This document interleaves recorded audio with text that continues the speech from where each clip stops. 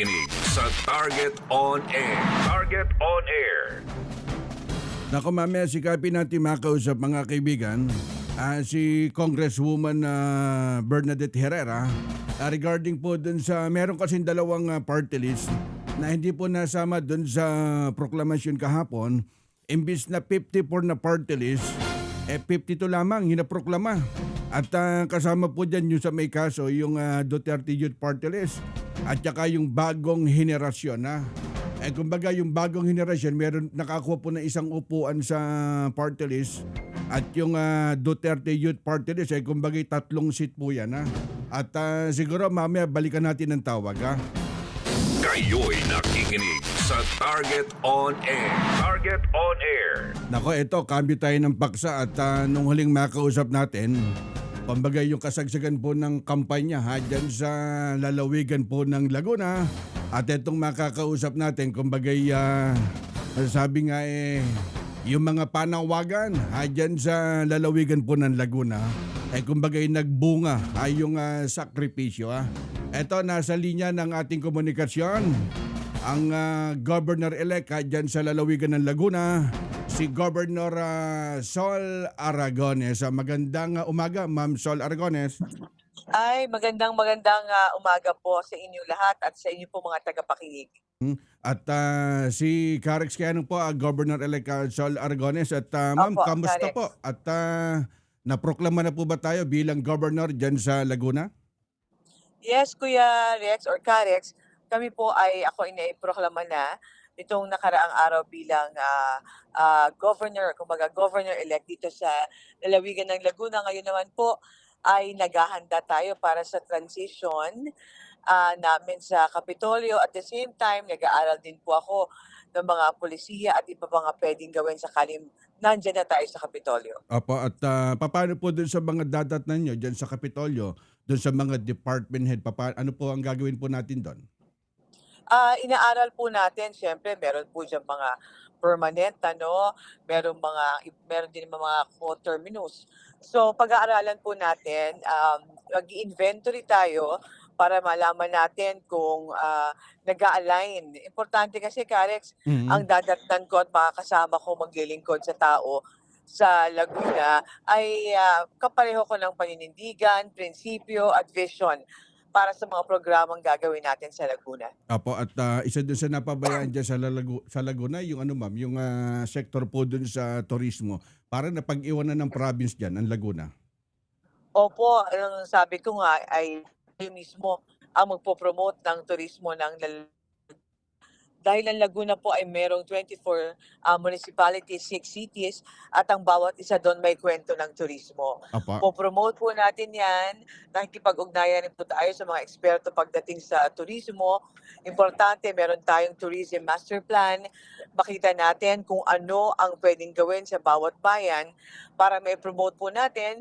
Sabi ko nga, baka ang may alam lang na maganda ang turismo ng Laguna, tayo mga taga-Laguna. Pero higit doon, dapat ang mga taga-labas ng Laguna, lalo na yung mga kalapit probinsya at lalo na yung mga taga-Metro Manila, ay makita na pambihira ang ganda ng lalawigan ng Laguna. At napakaraming mga nakatago dyan sa turismo na siguro kulang dun sa promotion pagdating po dun sa tourism office po, Governor. Tama po, tama. Importante na ang gusto natin mismo mga lokal, mga taga roon mismo sa bawat bayan na i-promote ang sarili nilang turismo. Dahil kapag mayabong ang turismo, may hanap buhay ang tao, may pera ang mga tao sa lalawigan ng Laguna, mapapag-aral ang kanilang mga anak, wala na silang poproblemahin pa. Apo, at isa doon sa huling pinag-usapan natin, kumbaga tumatak sa puso ng taga Laguna, yung problema po doon sa mga ospital, kumbaga malaking hamon pag-upo nyo dyan sa Laguna, Governor. Yes, Carex, yun yung prioridad talaga natin, na una magtayo ng butika na libreng maintenance na gamot sa iba't ibang bahagi ng Laguna. Pero sabi ko, hindi naman ito overnight. It takes time, isa-isa, dahan-dahanin po natin para hindi na problema yung mga kababayan natin para sa libreng maintenance na gamot. Isasaayos po natin ng ospital. Meron po tayong mga eksperto na makakasama, makakatulong sa atin kung paano dahan-dahan kumpletuhin ang gamit sa ospital, i-empower ang mga empleyado rin ng ospital para magkaroon po ng magandang relasyon ang mga pasyente at mga empleyado. Apo, at may mga nabasa ko din sa mga comments sa inyong social media mismo at yung iba tumatawid pa dyan sa Batangas, sa Cavite. Kumbaga yung kakulangan, kumbaga napakalaking problema talaga yan dyan sa Laguna. Tama po. Malaking problema po talaga ito at ito rin ang kinapitang pag-asa ng ating mga kababayan kaya po nila tayo ibinoto na governor ng lalawigan ng Laguna. Kaya we'll do our best. Tototohanin ko po 'yon na talagang may mga araw na doon po tayo mag-oopisina sa ospital hindi para manakot kundi para alalayan at akayin yung mga kababayan natin para sa isang maayos na health system at maayos na Apo. relasyon ng pasyente at saka ng mga empleyado. Nung last election, nung last 2022, sinundan ko ma'am yung election dyan sa Laguna. At yung boto nyo palang 630,000, kumbaga standing army nyo. Pagkatapos ng election yun, inalagaan nyo, nagtuloy-tuloy kayo dyan sa lalawigan ng Laguna. Halos nadagdagan lang siya ng konting bilang nitong katatapos na election. Tama, Karex, kasi matapos kong matalong governor, hindi naman ako huminto. Nagpatuloy ako sa pag-ikot sa pamamagitan nga nitong Akay ni Sol, party list. Umikot kami, namigay kami ng mga devices, hanap buhay, Apa. at iba pa sa mga kababayan natin po sa lalawigan ng Mhm. Laguna. At pag-upo natin dyan sa Kapitolyo at napakaganda nung advocacy na sinasabi nyo na kayo mismo bababa dun sa mga laylayan, imbis sa public service, pupuntahan kayo ng inyong mga kababayan. Ano yan? Ang plano nyo, bawat municipality, kayo mismo pupunta na sa kanila para alamin yung estado ng kalagayan po nila? Yes, opo, mas gusto ko po na alam mo tayo, Kalex, tayo mga mamamahayag, gusto Apa. natin aksyon. Mhm. Kaya ang gusto ko po, ako mismo ang iikot at pupunta sa ating mga kababayan para makita ko, hindi ko lang marinig, kundi makita at maramdaman ko kung ano po ang kanilang pangailangan. Apo, at kagaya dun sa mga masusungit, sa mga empleyado, isa yata yun sa bibigyan nyo ng priority, ma'am.